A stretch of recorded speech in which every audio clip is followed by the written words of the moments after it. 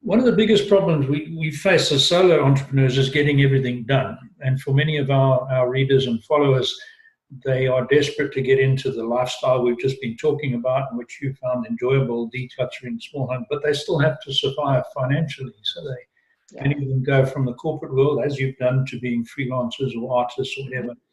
And like Kathleen and I have found in our journey on the solo entrepreneur bit, you tend to get overwhelmed with all the things that need to be done with creation of product, content, email marketing, social media, the whole deal. What do you do next, sort of thing.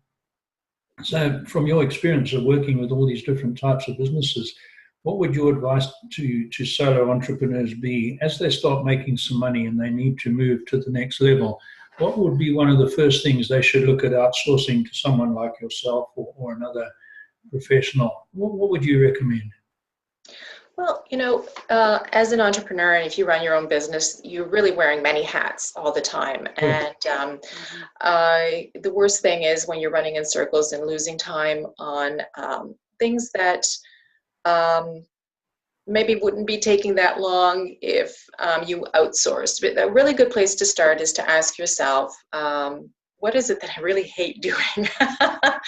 And if I'm procrastinating on it, that probably means that I don't have the skills or I'm lacking something. I just, it takes me so long to do it. So those are one of the first things I would say, like first, really be honest with yourself and say, what is it that I really hate doing? I don't like doing my own bookkeeping, or my payroll takes a long time, anything to do with the finance. That can be easily outsourced. There's wonderful options out there for outsourcing things such as that. Saves you money, and then you've got the headspace to focus on the things you do love. Other things that people could outsource easily is also anything to do with graphics or any kind of presentations. If it's taking you forever to do that PowerPoint or that Prezi, and you want to, do a presentation to your clients, or there's somebody out there who can do it really fast, really creatively for your budget.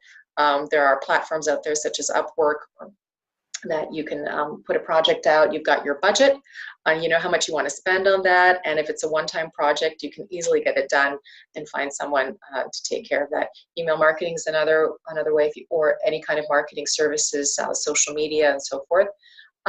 So you can focus really on the things that you do the best and that give you the most, that give your business the most leverage. Right, on the bookkeeping and accounting, I have a certificate in bookkeeping. I can do accounts, and I hate it, and I get behind.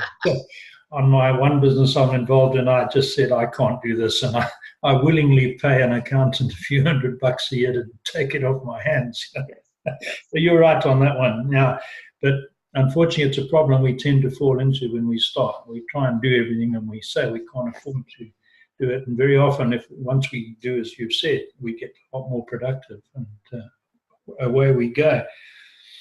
Kathleen, with your background in marketing and publishing, would you add anything to what Mary's been telling us there?